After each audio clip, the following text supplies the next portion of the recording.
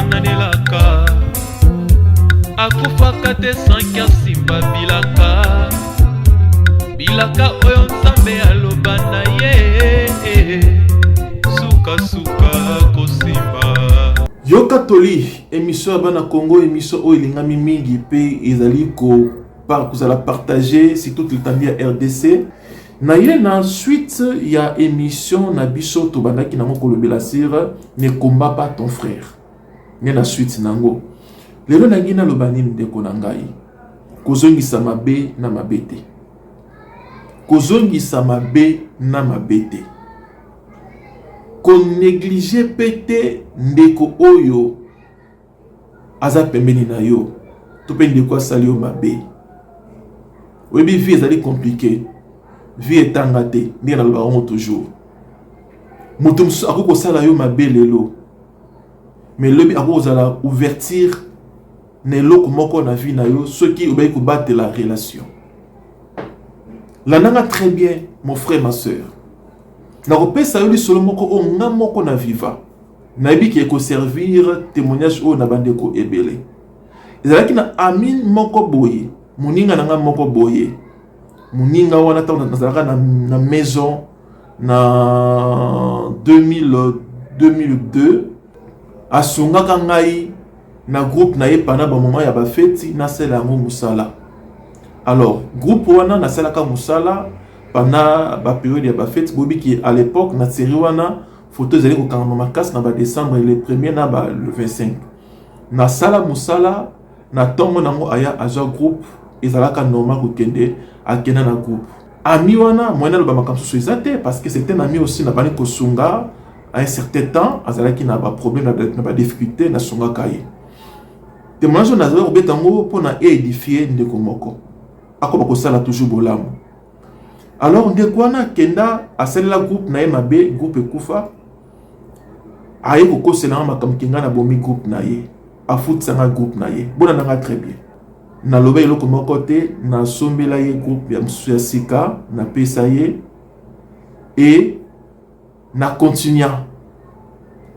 Na continuer. Ngai, na principe moko na la vie, na lokaka. Beaucoup plus, batbazala na dette morale na ngai ki ngana na dette morale ya bato. Parce que ce qui me doit au sein de la dette morale ya mutu oko sala oko koma lokola na il faut fouta nyongo moko boy envers mutu wana.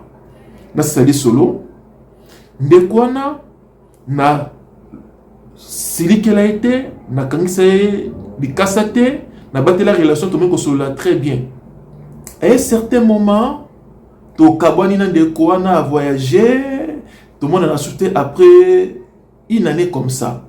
Na selaka ministre moko à l'époque Musala et ministre ana a comme ko binisa ngai tout ça so inaki na cabinet na ye il faut ba binisa ngai pour na pesa mbongo et qui problème.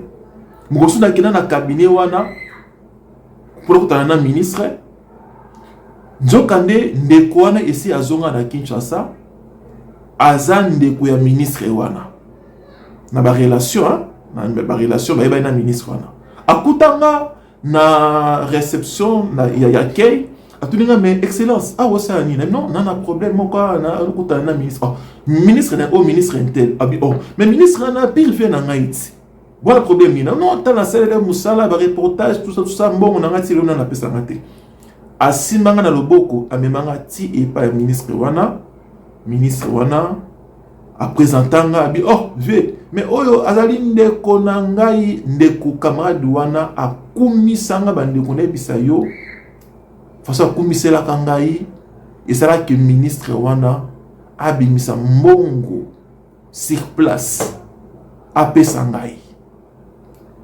pona nini tant na kovanda na comprendre bien donc ceux qui na zongiselaka moninga oyo mabe ou bien na silikelaka ye na ndenge mabe mais tant sous lelo porte oyo et kofunga mate. Je pense que comprendre très bien et l'on a par là conseils ali nini ndeko kozongisa mabe na mabete soigner relation parce que lobby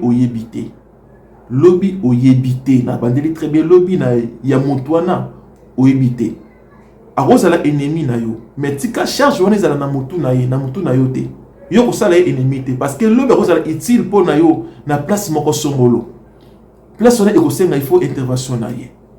Alors ce qu'on sepeli na émission partager aimer commenter vraiment na ba plateforme nyonso partager sur TikTok sur YouTube sur WhatsApp partager et kosunga bandeko ebele o bazali na ignorance na conseil oyo ma conseil excellence deuxième partie na zoya pour na ko expliquer suite na sujet oyo. Merci.